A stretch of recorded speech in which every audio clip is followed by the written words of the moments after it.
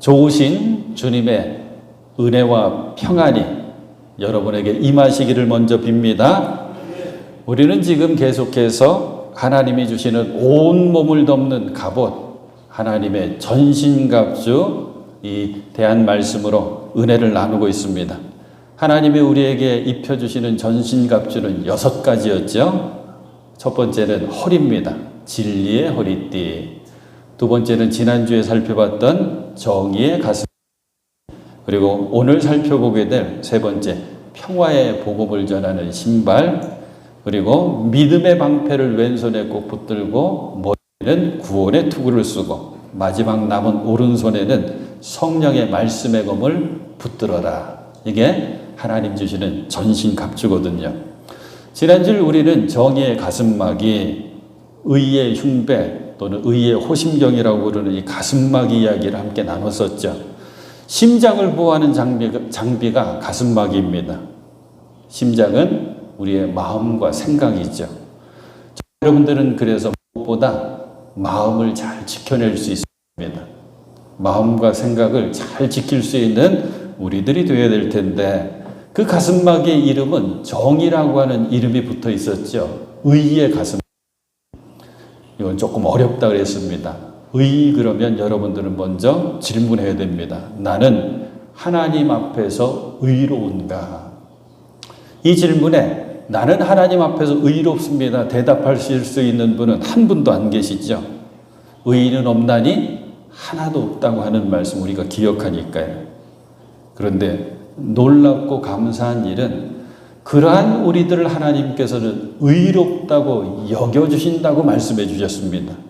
그래서 이것을 은혜라고 기억하시라고 제가 설명드렸죠. 의롭게 여겨주시는 전혀 의롭지 않은데 의롭게 여겨주시는 하나님의 은혜를 생각하면서 우리의 마음과 생각을 지켜내고 그리고 의롭다 인정함을 받는 사람답게 그렇게 정의의 가슴막이를 붙이고 사는 우리의 신앙생활입니다. 자, 오늘은 발에는 평화의 복음을 전할 차비를 해라. 이 말씀으로 함께 은혜를 나누려고 합니다. 함께 기억하시면 좋을 것 같아요. 평화의 복음 신발을 신어라. 따라 하십니다. 평화의 복음 신발을 신으십시오. 사람들은 언제부터 신을 신고 지냈을까? 아주 석기 시대부터 사람들이 본능적으로 알았을 거예요. 저 동물의 가죽을 칭칭 두르거나 아니면 다른 딱딱한 것을 발을 보호하면 그러면 훨씬 더 편리하다고 하는 걸 알았겠죠. 역사 한 4,000년 전에 첫 번째 지금 우리가 신고 있는 신발의 형태가 나온다 그래요. 고대 이집트에 보면 지금의 우리 슬리퍼, 샌들 모양의 신발이 있다고 합니다. 우리가 살펴보고 있는 이 전신갑주 6가지는 다 로마 군인들의 완전 무장의 모습이거든요. 전장을 누비던 로마 군인들에게 튼튼하고 편안한 신발은 더없이 중요한 장비였습니다. 기록을 보게 되면 로마 군인들이 신던 그 신발은 샌들 모양인데 끈이 달려 있어서 끈으로 꽉 동이면 그 샌들이 쉽게 벗어지지 않습니다. 여러 겹의 가죽을 붙여놓고 밑창에는 가장 밑바닥에는 금속으로 만든 직을 박아 놓았다 그래요. 그래서 여기저기 다 뛰고 달릴 수가 있을 테니까요. 우리가 생활하면서 많은 신발을 사용하죠. 신발장을 열어보면 느낍니다. 와, 나도 신발 참 많이 입구나. 옷장을 딱 열어보면 또 느끼죠. 나도 옷 참 많이 샀구나. 그래요. 신발. 우리 예전에 우리 선조들은 집신 신고 지내셨고 또 비가 오면 나막신 신고 지내셨고 돈 좀 있는 양반들 부자들은 미투리라 그러죠. 가죽으로 만든 신발 신고 그런 것들이 이제 박물관 가면 보게 되죠. 근데 저와 여러분들이 다 경험했던 신발 고무신 그죠? 검정 고무신보다 흰 고무신이 조금 더 고급스러워요. 저도 고무신 신고 어린 시절 많이 뛰어다녔거든요. 운동화도 종류별로 참 많습니다. 축구화도 있고 무슨 테니스화도 있고 하여튼 종류마다 종목마다 다 거기에 맞는 운동화들이 있거든요. 여러분들 신사숙녀들은 다 구두 한두 켤레씩 다 갖고 계실 거고, 특별히 목적이 특별한 신발들이 있습니다. 군인들이 신는 전투화 군화가 그렇고, 또 현장에서 일하시는 분들은 꼭 요즘은 안전화를 꼭 갖추어 신어야 됩니다. 저는 안전화라고 하는 것이 있는 걸 몰랐어요. 그런데 어느 때 보니까 등산화처럼 생겼는데 목사님이 이게 안전합니다 하면서 여기 보세요 그러면서 보여주는데, 그 안전화 발등에 아주 깊은 자국이 팍 하고 박혀 있는 거예요. 그래서 하시는 말씀이, 목사님 저 이 신발 안 신어서 큰일 날 뻔했습니다. 현장에서 일하시는 권사님이신데 커다란 철판이 때린 거예요. 근데 안전화 신었기 때문에 안 다쳤어요. 왜? 안전화 이 앞부분에는 속에 철판으로 보호가 되어 있거든요. 그래서 안전화가 필요하구나. 예전 교회 모습도 떠올리게 돼요. 교회들마다 다 마룻바닥에서 우리 방석 깔고 예배 드렸잖아요. 때문에 신발을 신고 들어오질 못합니다. 다 신발장을 크게 만들어 놓고 신발을 벗고 들어와서 방석에 앉아서 예배를 드렸죠. 근데 재미있는 것은 그렇게 공들여가지고 이제 막 교회로 전도해가지고 모시고 온 그분의 신발이 없어집니다. 저 여러 번 들었어요. 우리 남편 그렇게 예수 안 믿으려고 이렇게 꿰내고 저렇게 꿰내는 거 어떻게 해서 이제 처음으로 교회 왔는데 그 남편 신발이 그날 없어졌다고. 그런 얘기 들었어요. 신발 그럼 뭐가 중요할까요? 필요에 맞는 신발 꼭 갖춰 신어야 되고, 신발은 벗어지면 안 됩니다. 든든하게 끈을 잘 묶으면서 실을 신어야 되고, 전체를 다 아우르면 무조건 발이 편해야 됩니다. 아무리 좋은 신발, 아무리 멋진 신발도 발이 불편하면 신을 수가 없죠. 자, 오늘 우리들이 함께 읽은 말씀, 발에 채비를 해라, 신발을 신어라, 실을 신어라. 어떤 의미일까요? 영적인 싸움, 아니 우리 신앙생활 가운데에서도 평안의 복음 신발이라고 하는 신발이 꼭 필요하다는 거예요. 그래서 꼭 갖추어 신어야 된다라고 하는 교훈이거든요. 군인들의 신발, 그거를 군화라고 부르는데 사실은 전투화라고 하는 게 가장 정확한 이름이에요. 그냥 딱 보면 둔해 보입니다. 그리고 무거워 보입니다. 하지만 군인들은 알죠? 그 전투화를 신어야지 어디든지 다닙니다. 돌밭도 뛰어다니고 가시밭길도 거침없고 산길도 들길도 사막지대에도 전투화 신고 다니는 거거든요. 어딜 가든지 그 신발 신어야지 발이 보호가 됩니다. 우리 신앙인들은 평화의 복음 신발을 신어야 되는데 마찬가지입니다. 우리가 걸어야 될 신앙의 길, 우리가 뛰어가야 될 신앙의 경주 순탄하지가 않다는 거예요. 여러분들 다 경험하셨죠? 운동 경기로 치면 웬만한 신발 가지고 그거 할 수가 없는 거예요. 왜? 우리의 신앙의 길은 순탄하고 평탄한 마치 아스팔트 길과 같은 길 절대 없고요. 꽃길은 전혀 없습니다. 다 가시밭길입니다. 험한 돌밭입니다. 그것도 평탄하기만 하면 그래도 힘내서 잘 가겠는데 어느 때는 올라가야 되고 어느 때는 내려가야 되고, 그래서 그 과정 가운데 우리는 눈물을 흘립니다. 때로는 좌절하기도 하죠. 어쩔 줄 몰라 하기도 합니다. 그때를 잘 이겨내고 극복해내려면 우리는 평화의 복음 신발을 꼭 갖추어 신어야 됩니다. 이 실을 신어야지 신앙의 경주 뛰어가는 건 당연히 할 수 있고, 이 신발 안 신으면 걷는 것도 안 되는 거예요. 영적인 싸움은 더더욱 안 되는 거고요.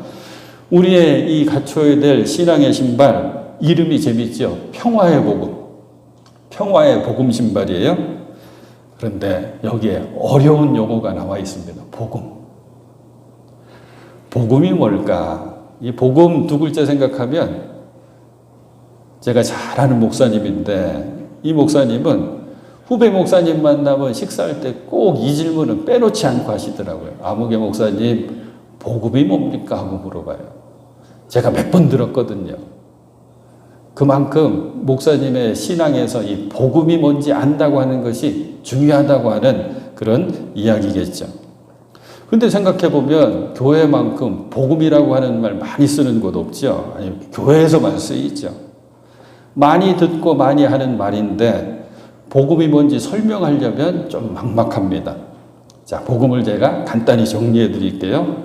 복음은 성경어로 헬라어로는 유앙겔리온이라고 하는 단어를 쓰는데 이 뜻을 아셔야 돼요. 하나님의 사자가 전해주는 기쁜 소식이 유앙겔리온 복음이에요. 그래서 영어로는 복음 그러면 굿뉴스입니다. 좋은 소식. 또 다른 말로 가스펠하고 부르죠. 우리가 복음성과 찬양을 가스펠하고 부르는데 이 가스펠이라고 하는 뜻은 하나님 주신 가드가 하나님이시니까 하나님 주신 스펠, 좋은 약속의 말씀이라고 하는 뜻입니다. 우리 신앙의 선배들은 그 복음을 복복자를 썼어요. 복된 소식이라고. 왜 복음이 복된 소식일까? 왜냐하면 죄와 사망에서 건지움 받을 수 없는 우리들을 건져주셨다고 하는 소식이니까. 구원의 소식이기 때문에 복된 소식입니다. 이렇게 기억하시면 돼요. 하나님의 두 가지 성품이 있습니다. 하나님이 이 두 가지 성품을 놓치지 않으시는데 하나는 사랑의 하나님, 하나는 공의의 하나님, 의로우신 하나님. 사랑의 하나님 우리가 잘 알죠. 근데 함께 기억해야 될 게 의로우신 하나님, 공의의 하나님입니다. 그런데 우리는 알아요. 욕심이 잉태하면 죄를 낳고 죄가 장성하면 뭐가 되죠? 사망이 됩니다. 그러니까 죄의 결과는 사망이에요. 하나님께 대한 우리들의 죄는 결론이 뭐밖에 없어요? 사망밖에 없는 거예요. 그거를 의로운 하나님의 심판이라고 얘기하거든요. 근데 예수 그리스도의 십자가 은혜를 통해서 그 심판에서 그 죽음에서 우리는 건지움을 받은 거예요. 그래서 세상에 가장 복되고 기쁜 소식이 뭐냐면 죄와 사망에서 내가 건지움을 받았다라고 하는 구원의 소식이기 때문에 그것을 복음이라고 이야기합니다. 더 쉽게 정리해 드릴게요. 복음은 이것만 기억하시면 돼요. 예수가 그리스도 구세주가 되셨다라고 하는 게 복음입니다. 라고 기억하시면 돼요. 예수님이 이 땅에 우리의 모습으로 이 땅에 오셔서 나를 대신해서 십자가에 고난받으시고 그 때문에 나의 죄가 다 사해진 것을 뭐라고 표현하냐면 구세주가 되셨다. 구세주를 그리스 말로 헬라 말로 그리스도라고 부르거든요. 그러니까 예수가 나의 그리스도가 되심이 내게는 복음입니다. 이걸 기억하시면 돼요. 이 내용을 담은 성경 구절이 있는데 이 성경 구절을 저와 여러분들 낭송하는 거죠. 요한복음 3장 16절. 하나님이 세상을 이처럼 사랑하사 누굴 주셨으니? 독생자를 주셨으니. 왜? 이는 저를 믿는 자마다 멸망치 않고, 죄의 결과는 죽음이라고 그랬죠. 멸망이에요. 멸망치 않고 영생을 얻게 하려 하심이니라. 구원을 얻게 하려 하심이니라. 꼭 기억하는, 여러분들이 암송하는 말씀, 이 복음으로 꼭 기억하시길 바랍니다. 복음에 관한 귀한 설명이 또 어디 나와 있냐면 로마서 1장에 나와 있습니다. 1절부터 쭉 이어지는 말씀이 다 복음에 대한 말씀인데 제가 조금 줄여서 설명드릴게요. 이 복음은 하고 말씀이 시작되는데 예수님에 대해서 소개합니다. 하나님 곁에서 우리 곁으로 오셨고 십자가 감당하시고 또 부활하시고 이 말씀이 쭉 있는데 뭐라 그러냐? 이 복음은 곧 우리 주 예수 그리스도시니라. 복음이 곧 뭐예요? 예수 그리스도가 복음입니다. 그러면서 이 복음은 모든 믿는 자에게 구원을 주시는 하나님의 능력이 됨이라. 복음은 능력입니다. 하나님의 능력입니다. 이 복음에는 하나님의 의가 나타나서 믿음으로 믿음에 이르게 하나니 기록된 바 오직 의인은 믿음으로 말미암아 살리라 함과 같으니라. 이 로마서 1장 17절 말씀이 이렇게 이어지는 거예요. 그러니까 사랑하는 여러분, 우리가 지난 주일 감사주일을 보내면서 하나님께서 우리에게 베풀어 준 모든 은혜를 우리가 기억하고 놓치지 말고 감사해야 되는데 지난주에는 무슨 말씀 드렸어요? 전혀 의롭지 않은 우리들을 의롭다고 여겨주시는 것. 이게 정말 중요한 감사의 제목입니다. 오늘은 저와 여러분들이 이 감사도 놓치면 안 돼요. 복음 듣게 하심을 감사해야 되는 거예요. 들은 복음을 믿게 해주신 것도 감사. 저와 여러분들이 복음을 들었고 예수가 그리스도가 되신다라고 하는 복음을 들었고 믿었기 때문에 지금 여기 있는 거거든요. 이 감사의 제목 놓치지 마시길 바랍니다. 그래요. 복음을 듣고 믿은 우리에게 하나님께서는 놀라운 은혜들을 약속해 주셨는데 그런 것들이 뭐냐면 구원도 약속해 주셨고 사랑도 약속해 주셨고 소망도 약속해 주셨고 기쁨도 약속해 주셨고 능력도 이건 뭐 헤아릴 수가 없는 약속들이 있죠. 근데 여기에 복음을 갖다 붙이면 다 뜻이 맞습니다. 구원의 복음. 예수는 구원의 복음. 예수는 사랑의 복음. 예수는 소망의 복음. 예수는 기쁨의 복음. 예수님은 능력의 복음. 그리고 예수님은 오늘 말씀에 초점 맞으니까 평안의 복음. 평화의 복음이 되신 분이 예수님이시거든요. 사랑하는 여러분, 제가 요즘은 자주 말씀드려요. 왜냐면 느끼기 때문에. 복 중의 복은 뭐가 복이라고요? 평안함이 복이에요. 평안함이. 많이 가진 것도 많은 건 막 누리는 것도 복이 아니라 첫 번째 복은 뭐냐면 주님 주시는 평안함을 누리는 게 복. 왜? 이 평안, 화평, 평화, 평강 다 똑같이 구약에서는 샬롬이라고 되어 있고 신약에서는 에이레네 이렇게 되어 있거든요. 지금도 유대인들은 인사가 샬롬이잖아요. 샬롬. 이 평안이 왜 중요하냐? 이 평안함이 깨지게 되면 우리의 심령이 무너집니다. 평안함이 깨지게 되면 우선 정서적으로 불안해지거든요. 그럼 판단력이 흐려집니다. 정말 이 평안함이 깨져서 불안해지면 뭐라고 사람들이 경험하고 얘기하냐면 아무 생각이 안 난대. 아무 생각이. 평안하면 저는 떠오르는 찬송이 있습니다. 오늘 말씀드린 찬송을 391장으로 정했는데 오 놀라운 구세주 예수 내 주. 왜 그러냐면 후렴에 메마른 땅을 걸어가도 나 피곤치 아니하며 요 찬송가 가사가 오늘 말씀이랑 연결돼서 그랬는데 이 413장이랑 어느 찬송으로 부르면 좋을까 고민을 조금 했어요. 내 평생에 가는 길 순탄하여 이게 413장이거든요. 이렇잖아요. 내 평생에 가는 길 순탄하여 늘 잔잔한 강 같든지 큰 풍파로 무섭고 어렵든지 내 영혼은 늘 평안해. 내 영혼 평안해. 내 영혼 평안해. 부를 때마다 은혜롭고 부를 때마다 나도 평안해져요. 여러분들 아셔요? 이 찬송가 가사에는 사연이 있습니다. 또 아주 가슴 아픈 사연이 있어요. 찬송가를 여러분들이 부르시게 되면 제목 왼쪽에는 작사한 분의 정보가 담겨요. 이름이 있고 언제 태어났고 언제 돌아가셨고 뭐 이런 정보. 그리고 오른쪽에는 멜로디, 작곡하신 분 정보가 있어요. 이름이 있고 뭐 이렇게. 내 평생에 가는 길 410장을 펼치고 왼쪽을 보면 성함이 스페포드라고 되어 있어요. 미국 분이거든요. 그리고 이분이 이 곡을 작사할 때가 1873년이라고 하는 그런 연도가 표시되어 있어요. 1800년대 후반이죠. 이때 이분이 어떤 분이셨냐면 변호사예요. 아주 유명한 변호사. 많은 것을 알고 계셨기 때문에 또 법학대학교에서 교수 역할도 하시고. 근데 이분은 거기서 끝나는 게 아니라 큰 부자에다가 예수를 정말 잘 믿는 믿음의 사람이었어요. 이분과 함께 활동했던 적으로 놓으면서 활동했던 목사님이 누구냐? 그 유명한 무디 목사님이에요. 무디 목사님 가장 옆에서 모든 것을 다 도우면서 무디 목사님께서 복음 전파 사역을 감당할 수 있도록 도와주신 분이 이 스페포드라고 하는 이 변호사인데 이분이 이런 어려움을 겪기 시작합니다. 아들이 하나 있었는데 아들이 어린 나이에 질병으로 죽어요. 1800년대니까 19세기니까 그런 일들 많았겠죠. 그런데 이분이 무디 목사님과 함께 활동하던 그 도시가 미국의 시카고라고 하는 도시입니다. 시카고 대화재라고 하는 도시 전체가 불에 타는 큰 화재 사건이 있거든요.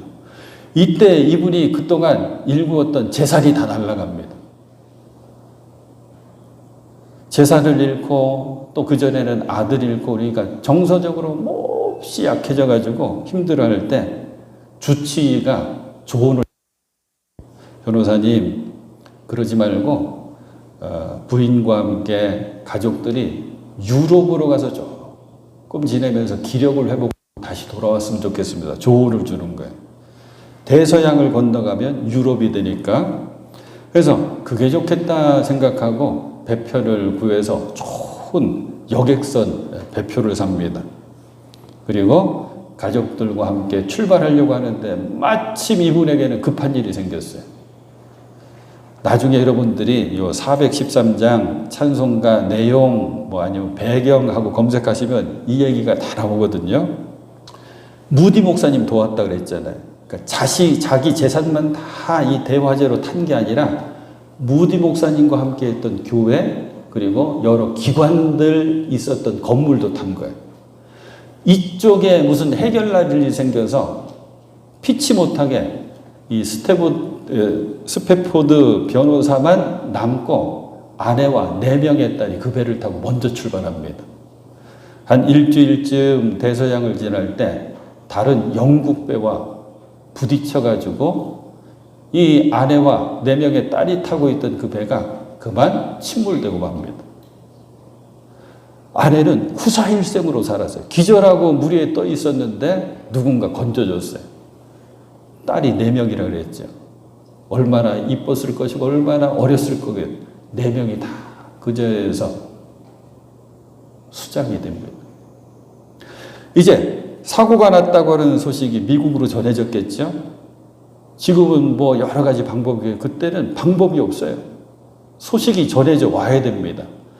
그러니까 나 사랑하는 가족들이 어떻게 됐을까 궁금하면서 이렇게 마음 졸이고 있는데 전보 하나가 왔습니다.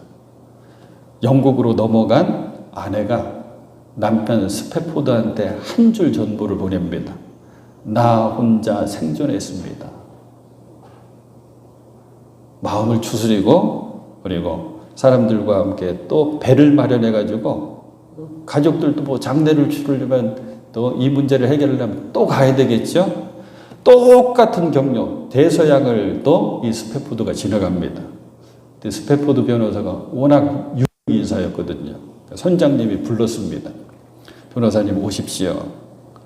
자, 이제 우리가 여기를 지나가는데 요 장소에서 사고가 났습니다. 그러는 거예요. 예, 그렇습니까? 대답하고 자기 선실로 올라와서 몸부림치면서 울고 하나님께 따지기 시작합니다. 모든 것 다 뺏어가십니까? 아들 뺏어가시고 재산 뺏어가시고 또 뭐가 부족해서 4명의 딸까지 다 데려가십니까? 나 버리신 것 아니십니까? 몸부림치면서 울부짖기 시작합니다. 진정 하나님이 살아계신다면 어떻게 이렇게 가혹한 일을 나에게 하실 수가 있습니까? 밤새도록 울부짖었대요. 근데 어찌 된 일입니까? 그토록 걷잡을 수 없었던 심한 폭풍이 참잔해지는 순간이 왔다는 거예요. 바다가 그렇잖아요. 심한 폭풍이 막 일다가도 어느 순간 참잡해서 그 파도 치던 바다가 거울처럼 그렇게 되는 날이 있거든요. 그것처럼 스패포드 변호사의 심령이 잔잔한 바다처럼 된 거예요. 그러면서 하나님께서 작은 목소리라도 내게 주시면 들을 수 있을 만큼 하나님께서 들려주시는 음성에 이 스패포드 변호사가 고백한 게 뭐냐면 내 영혼 평안합니다 라고 하는 고백이었어요. 영어로 할게요. 짧아요. It is well 그렇게 돼 있어요. well. With my soul. 내 영혼이 좋습니다. 평안합니다. 자, 우리는 내 평생에 가는 길 순탄하여 이 찬송 탁 부르잖아요. 요게 우리말로 바꿔가지고 멜로디를 입히려니까 조금은 달라요. 1, 2, 3, 4절이 똑같이 다 있는데 그 중에 1절만 이 스패포드 변호사가 쓴 그대로 제가 한번 소개해 드릴게요. 평화가 강같이 내 길에 따를 때나, 지금 내가 가는 길인데 아주 잔잔한 평화의 강물처럼 내 길을 따를 때나, 슬픔이 파도처럼 굽이칠 때, 내 운명이 무엇이든 간에 주께서 내게 이렇게 말하라고 가르쳐 주셨도다. 주님께서 가르쳐 주셨다는 거예요. 뭐라고 말하라고 가르쳐 주신? 평안하다, 내 영혼이 평안하다. 그러면서 계속 후렴이 내 영이 평안하다, 평안하다, 내 영이 평안하다. 그러면서 4절까지 쭉 이어집니다. 뭐죠? 평화의 복음 신발을 신은 겁니다. 절대 쉬운 얘기 아니죠. 정말 어려운 얘기입니다. 하지만 평화의 복음 신발을 이게 신은 겁니다. 사람들은 평안하면 이 생각하죠. 어떻게 하면 내가 평안할 수 있을까? 평안의 조건이 과연 뭘까? 그러면 사람들은 생각합니다. 내가 보니까 근심거리도 자꾸 생기고 걱정거리도 자꾸 생기는데 요거 없어지면 평안하겠구나. 근데 또 알아요.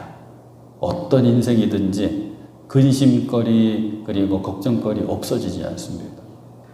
하나 풀어내면 또 다른 거 생기고요. 하나 해결하면 또 다른 것도 생기고, 어느 때는 하나 해결하면 두 가지가 또 와요. 그래서 사람들은 또 생각합니다. 걱정거리, 근심거리를 확 압도할 수 있는 뭔가 내가 갖고 있으면 되겠다. 그래서 그거 붙들려고 몸부림칩니다. 내가 건강하면 되지. 내가 돈이 많으면 될 거 아니야? 내가 권세가 많은 높은 자리에 가 있으면 될 거 아니야? 사람들은 다 그거 쫓아갑니다. 근데 또 알아요. 이게 얼마나 허무한지. 이거만 있으면 될 것 같다. 이거만 내가 갖고 있으면 근심거리, 걱정거리 없앨 수 있겠다 하는데 아침 안개처럼 싹 하고 없어지는 게 이런 것들입니다. 한번 살펴볼까요? 건강. 저는 알아요. 지금 여기 앉아 계신 분들 가운데 한결이 한 명 빼놓고는 다 건강에 문제가 있어요. 저 포함해서 여러분 다 건강에 문제. 그런데 10년 전에, 20년 전에 여러분들은 날아다녔습니다. 다 건강하셨어요. 시간이 지나면 건강은 이거는 끝까지 갈 수가 있는 게 아니죠. 없어져요. 물질. 그렇게 악착같이 모아봤자 떠날 때 동전 하나 못 갖고 갑니다. 명예, 권력, 내가 힘 있으면 되지. 우리 뉴스 틀면 매일 보잖아요. 그토록 권세 있던 사람들 지금 아주 창피당하는 거 보잖아요. 결국 평안은요, 얻는 것이 아닙니다. 내가 가져야지 해서 가질 수 있는 것이 아닙니다. 내가 뭔가를 가지고 내가 노력하고 해가지고 갖는다라고 하는 평안은 뭐냐면 글자 하나 다른 거예요. 받침 하나 다른 겁니다. 그건 평안이 아니라 편안함이었습니다. 그건 돈 갖고 조금은 해결이 되거든요. 그것도 사실은 오래 안 가고. 결국 평안은 뭐냐면 어떤 상황, 어떤 조건이든지 하나님께서 우리에게 주시는 게 평안입니다. 그리고 하나님께서 나와 함께 계시겠다고 하는 그 약속을 내가 경험할 때 그때 평안이 있습니다. 이 약속을 예수님께서 해주시거든요. 요한복음 14장 27절입니다. 평안을 너에게 끼치노니 곧 나의 평안을 너에게 주노라. 내가 너에게 주는 것이 세상이 주는 것 같이 아니하니라. 세상 편안이랑은 다르다는 거야. 주님 주시는 평안은. 그래서 그 평안을 너희들 꼭 붙들어야 되는데, 그러면 너희는 마음에 근심도 말고 두려워하지도 말아라. 평안의 능력이 나왔죠. 근심과 두려움을 이겨내게 해줍니다. 또 다른 평안함의 능력이 있는데 그것은 환난까지도 이겨내게 해주십니다. 요한복음 16장 33절 말씀.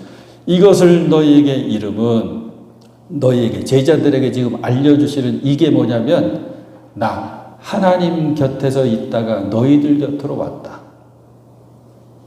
그러니까 제자들이 그때 비로소 요한복음 16장 요때 뭐래요?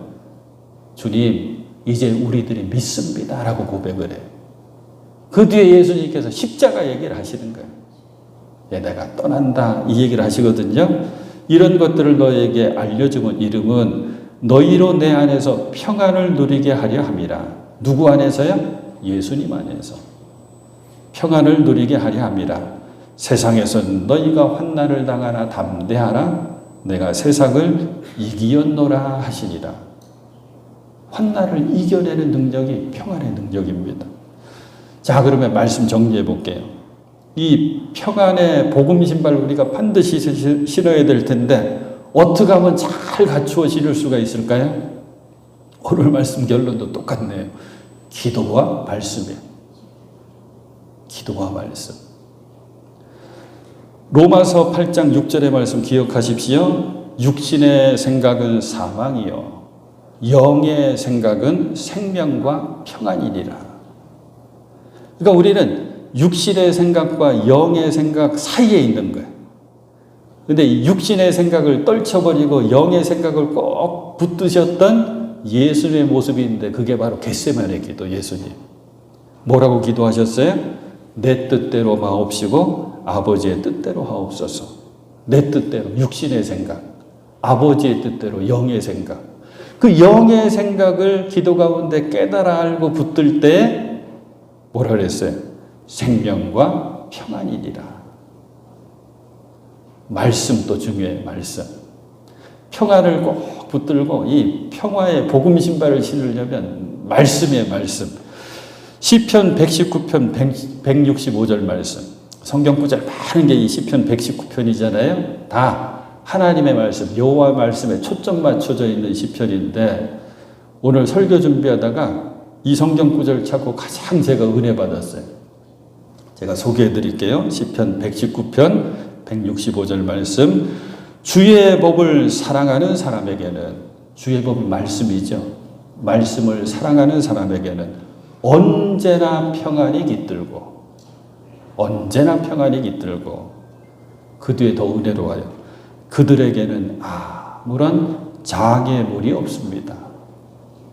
우리 인생 살면서 얼마나 많은 장애물들을 만나요.